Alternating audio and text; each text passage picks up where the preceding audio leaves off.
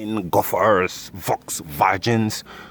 How are you guys doing today? So you want to tell me that you have a problem with your glass not winding down? Funny, I got the same problem and I've been scratching my head trying to figure that shit out. But if you haven't figured that shit out, well, stick around because I'm gonna be giving you the real gist on how to fix this shit today. So the first thing you want to know when you have that problem is that like this man here, this car is really retarded. None of this button works, right?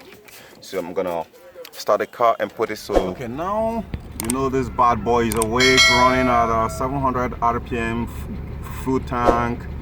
So but still, let's take a look at it. No noise, no sound, nothing. But if you press this lock button here, can you hear that? It's responding.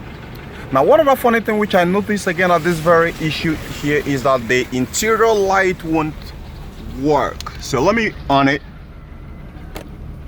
It doesn't work. Switch it both ways, it doesn't work. So when you notice that yours, the interior light doesn't work, and all of this button works, right? Now you want to go ahead and test the back button and see if it works. Like this one here, want to go ahead and press it, and still nothing. You're right, my dear. The rabbit is in the hole, so you gotta go and pull it out. Now let me show you where the rabbit is. I'm gonna go ahead to this fuse panel here and open it.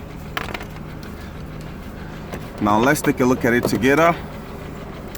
When you look at the roll like this, it's gonna be the first fuse row on the top. You're gonna count 1 and 2. It's supposed to be 10 amps, but I think I've had this issue before, so I replace it with 15 amps.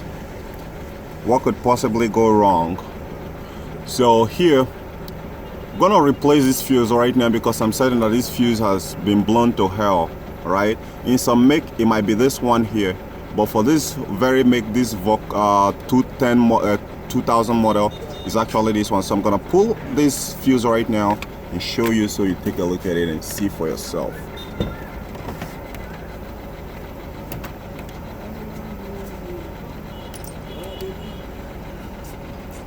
You can see it is blown to hell.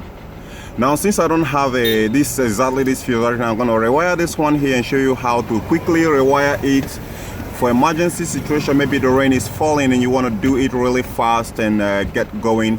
So let's go ahead and rewire this, and I'll bring it back and show you how it works.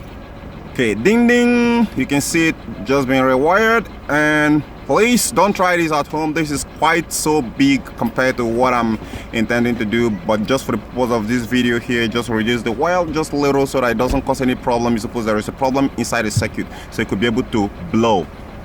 All right, so I'm gonna go ahead and slot it in right there,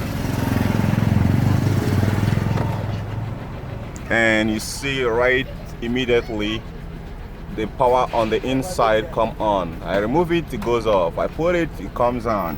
So with that, that's a confirmation that this glass winder is gonna start working right now. So let me start. It's working. So guys, there you have it.